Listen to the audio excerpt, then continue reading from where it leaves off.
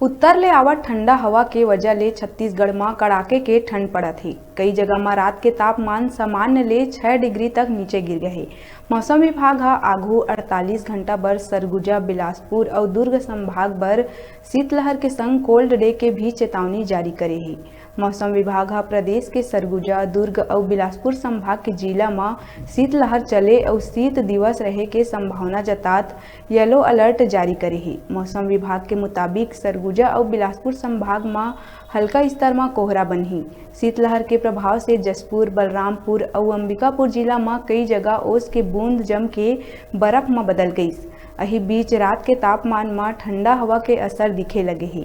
बलरामपुर में न्यूनतम तापमान 4.1 डिग्री सेल्सियस मापे गए। पिंडरा रोड के न्यूनतम तापमान 6 डिग्री सेल्सियस रहीस। यहाँ सामान्य ले 5.9 डिग्री सेल्सियस कम है। अंबिकापुर में न्यूनतम तापमान 6.8 डिग्री सेल्सियस दर्ज हुईस, जिनहा सामान्य से 3 डिग्री कम है।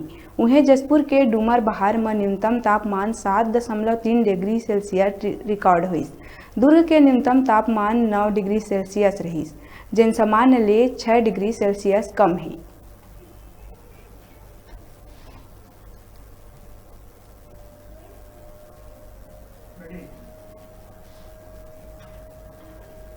बेरा है छोटे से ब्रेक लेके आप मन दिखत रहा न्यूज़ 36 से छत्तीसगढ़ के आवाज़।